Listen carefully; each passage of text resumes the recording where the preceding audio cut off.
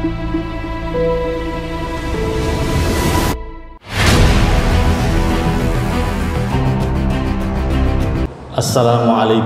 warahmatullahi wabarakatuh.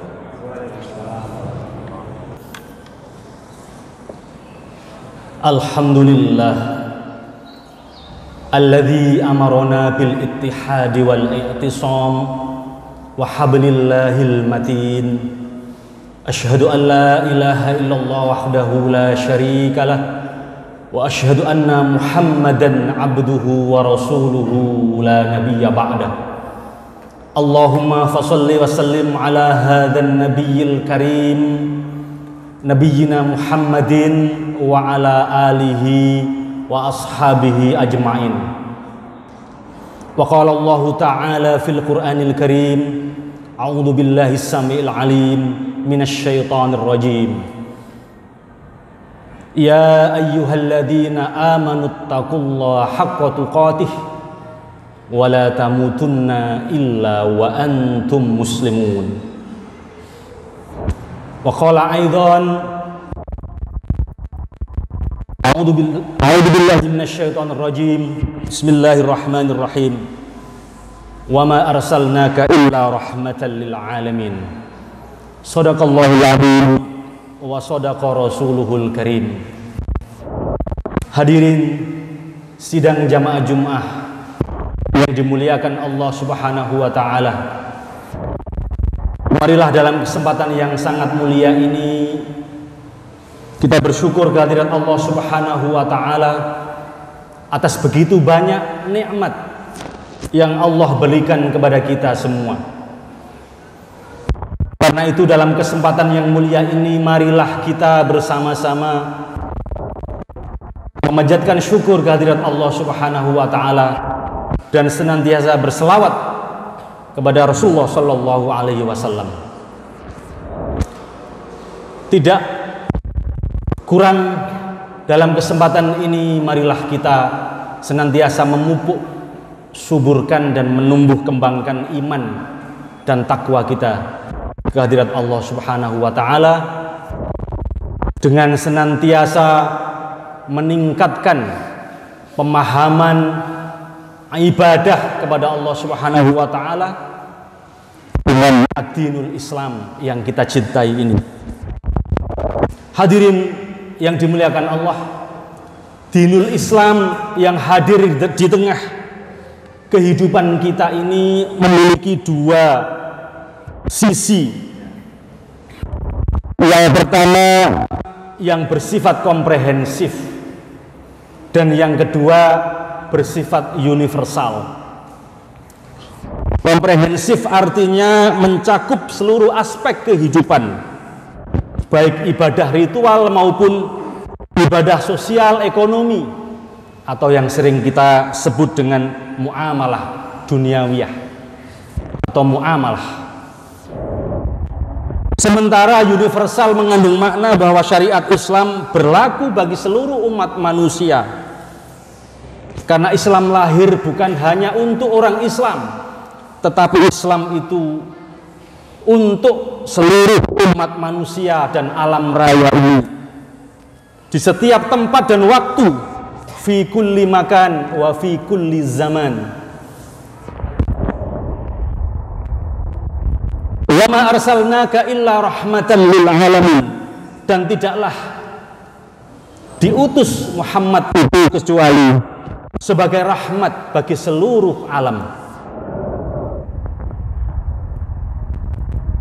Hadirin yang dimuliakan Allah Subhanahu wa taala, ajaran Islam yang mencakup komprehensif dan universal ini hendaknya kita dengungkan, kita perkenalkan kepada seluruh umat manusia.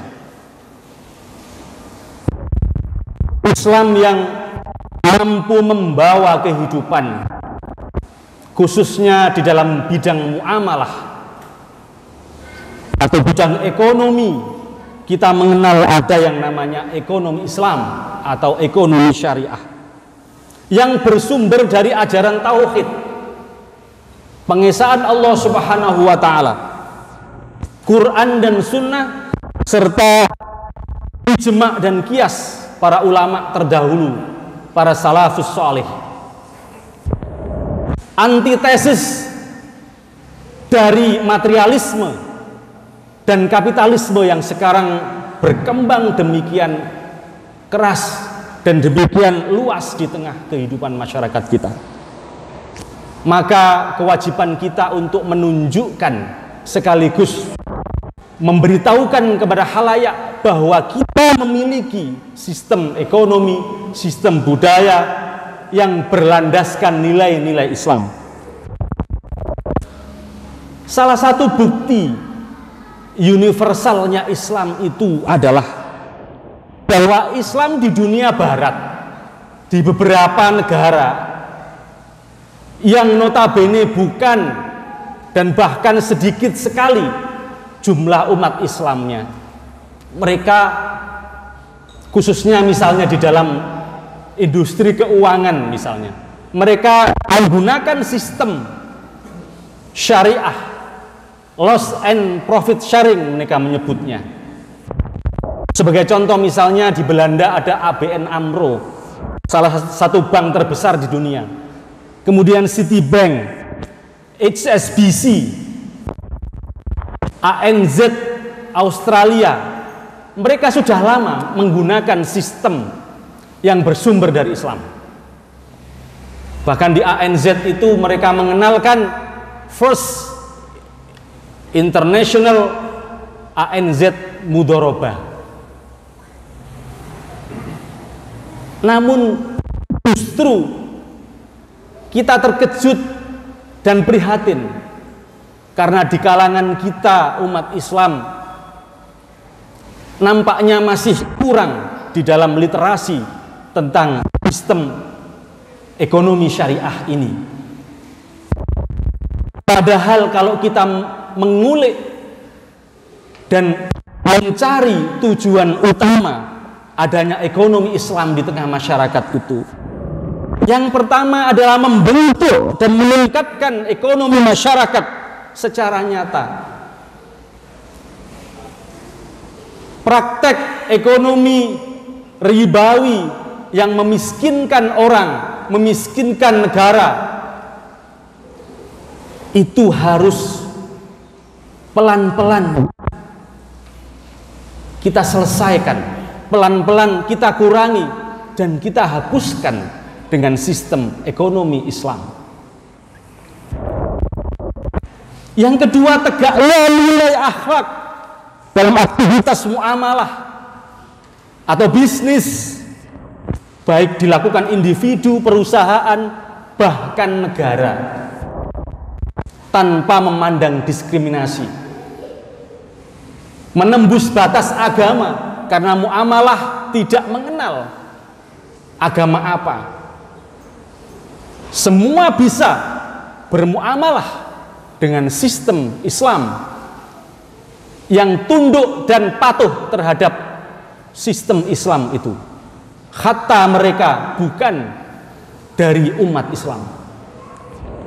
Maka bertebaran di dunia ini kita lihat contoh-contoh yang telah menggunakan sistem Islam dan ternyata berkembang pesat, seperti yang sudah saya sampaikan di depan tadi. Maka nilai akhlak yang akan dituju oleh sistem syariah ini, ekonomi syariah ini adalah yang pertama keadilan, al-adalah, kemudian kejujuran, transparansi, anti korupsi, dan tentu anti eksploitasi kepada manusia. Salah satu yang bisa kita lihat dengan sistem ekonomi Islam ini, distribusi kekayaan dan pendapatan lebih merata, tidak terakumulasi pada orang-orang kaya dan elit saja. Bagaimana pesan Allah Subhanahu wa taala di dalam Quran surat Al-Hasyr ayat 7. Kaila yakuna dulatan bainal aghniya'i minkum. Agar harta itu tidak beredar atau terakumulasi kepada orang-orang kaya di antaramu saja. Tetapi harta itu bisa berkembang, bisa menyebar, bisa terdistribusi dengan baik kepada semua masyarakat. Kita ingat di dalam sejarah bagaimana salah satu khalifah Umar bin Abdul Aziz di dalam pemerintahannya yang tidak lama, hanya 3 tahun, itu sudah mampu menghilangkan kemiskinan di tengah masyarakat. Para amil zakat kesusahan, kesulitan mencari orang miskin karena mereka terdistribusi, harta kekayaan itu berputar kepada seluruh masyarakat, tidak hanya 1-2 orang saja. Bandingkan dengan negara kita hari ini, kita patut prihatin. 1% penduduk bisa menguasai lebih dari 50% kekayaan di negara kita. Subhanallah. Ini sebuah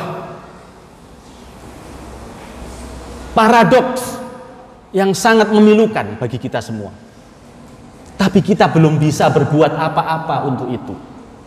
Karena itu, hadirin rahimakumullah, mari kita ini berusaha memahami, mencari, tidak merasa cukup dengan yang sudah ada ini.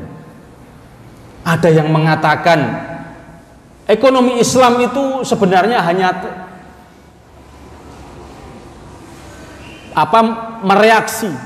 mereaksi ekonomi kapitalis. Bukan. Ekonomi Islam itu nature-nya sudah ada sejak Rasulullah. Coba kita lacak. Sejarah sudah mengatakan praktek-praktek ekonomi yang berdasarkan prinsip-prinsip syariah sudah dilakukan oleh Rasulullah Muhammad SAW, para salafus soleh, bahkan sampai sejarawan-sejarawan masa lalu, para sarjana-sarjana masa lalu, itu sudah dilakukan. Sementara sistem ekonomi kapitalis baru sekitar abad 18, 1700-an Masehi, dengan pelopornya Adam Smith dengan teori The Wealth of Nation itu. Jadi ekonomi yang berlandaskan prinsip-prinsip Islam itu merupakan sesuatu kekayaan Islam yang harus digali oleh kita seluruh umat Islam ini. Kalau kita tidak mau sistem ini diambil oleh mereka yang notabene bukan Islam, orang-orang non-muslim sudah menikmati indahnya, gurihnya ekonomi Islam dengan prinsip loss and profit sharing, itu salah satunya. Namun kita hari ini masih mempertanyakan, bener tak ada itu sampai hari ini. Luar biasa kita ini. Kita banyak mengkaji fikih ibadah, tetapi fikih muamalah yang berhubungan dengan sistem ekonomi belum banyak kita kaji. Coba kita lihat daftar di masjid-masjid pengajiannya itu. Ini merupakan kritik ke dalam, autokritik kepada kita semua, bahwa ternyata fikih muamalah, hal-hal yang berhubungan dengan ekonomi Islam, kegiatan bisnis yang berlandaskan nilai-nilai keislaman, belum banyak diberikan. Literasinya masih sangat sedikit. Karena itu mari kita semua berusaha untuk memperkenalkan, menta'arufkan ajaran ini kepada seluruh umat manusia. Sebagaimana perintah Allah Subhanahu wa taala, bahwasanya kita dengan Islam ini harus disebarkan kepada seluruh umat manusia. Ya ayuhan nas, Inna khalaqnakum min dzakarin wa untha wa ja'alnakum syu'uban wa qabaila lita'arafu. Inna akramakum indallahi atqakum. Kita diciptakan berbangsa-bangsa, bersuku-suku untuk saling mengenal dan memperkenalkan diri kita ini siapa. Dengan Islam kita, dengan seluruh pemahaman yang benar terhadap konsep yang komprehensif Islam itu kepada seluruh umat manusia. Hadirin rahimakumullah, maka jangan heran bila sekarang muncul sarjana-sarjana ekonomi syariah Islam itu bukan dari negara-negara Asia atau Timur Tengah, justru lahir di Inggris. Berapa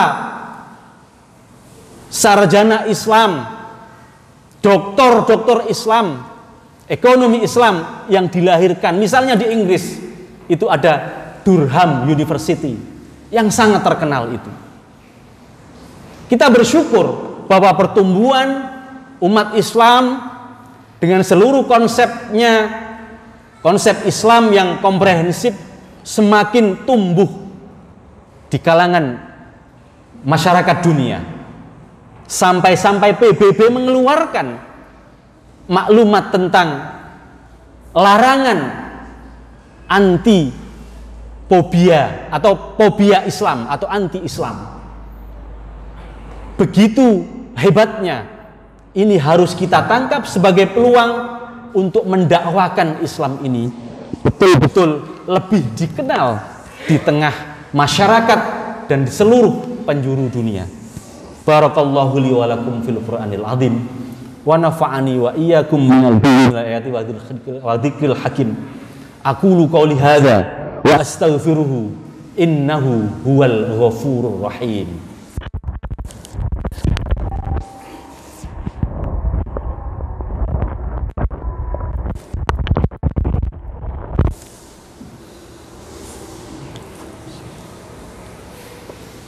Alhamdulillah alladzi anzala as-sakinata fi qulubil mu'minin liyazdadu imanan ma'a imanihim. Asyhadu an la ilaha illallah wahdahu la syarikalah wa asyhadu anna Muhammadan abduhu wa rasuluhu la nabiyya ba'da. Allahumma fashalli wa sallim ala hadzal nabiyil karim nabiyyina Muhammadin wa ala alihi wa ashabihi ajmain. Amma ba'du. Fa ya ayyuhal hadirun ittaqullaha haqqa tuqatih wa la tamutunna illa wa antum muslimun.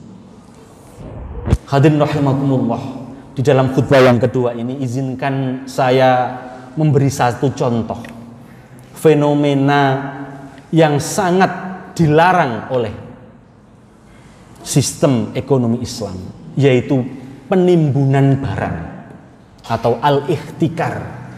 Kita melihat fenomena yang terjadi kemarin. Bagaimana mungkin kita ini produsen minyak goreng, tetapi sampai tidak bisa membeli minyak goreng masyarakat kita. Ini satu fenomena yang harus kita tangkap, bahwasanya sistem yang berlaku di tengah masyarakat kita ini harus kita luruskan bersama-sama. Harus kita benarkan bahwa al-ihtikar itu membuat sengsara masyarakat kita. Menimbun barang yang bertujuan untuk memperkaya diri sendiri. Menumbuhkan harta dengan cara yang seperti itu diharamkan oleh sistem syariah, sistem ekonomi kita.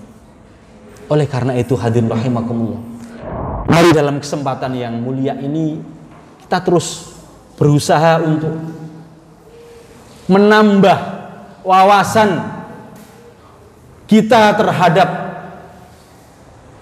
sistem ajaran Islam kita ini. Dimanapun kita berada, mari kita perjuangkan apa yang kita bisa dengan cara yang paling sederhana di antara diri kita. Menerima konsep sistem syariah dalam bidang ekonomi, sosial, dan budaya.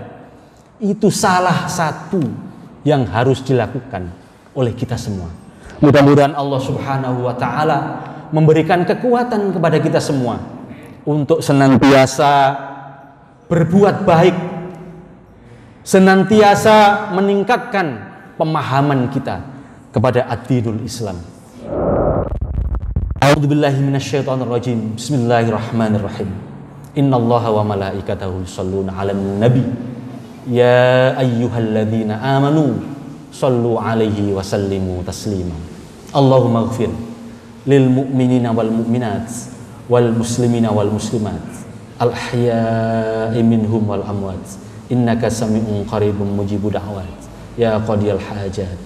Rabbana la tada' lana dzamban illa ghafartah wala 'aiban illa satartah wala hamman illa farajtah wala durran illa radattah wala dainan illa qadaitah wala maridan illa syafaitah wala faqiran illa aghnaitah wala asiran illa yassartah wala karban illa nafastah wala dhallan illa hadaitah wala hajatan min hawaijid dunya wal akhirah illa qadaitaha birahmatika ya arhamar rahimin. Rabbana zalamna anfusana wa illam taghfir lana wa tarhamna lanakunanna minal khasirin. Rabbana hab lana min azwajina wa dhurriyyatina qurrata a'yun waj'alna lil muttaqina imama. Rabbana atina fid dunya hasanah wa fil akhirati hasanah wa qina adzabannar. Sallallahu ala nabiyyina Muhammadin wa ala alihi wa sahbihi baraka wa sallam. Subhana rabbika rabbil izzati amma yasifun wa salamun alal mursalin walhamdulillahi rabbil alamin. Wala dzikrullahi akbar. Aqimis shalah.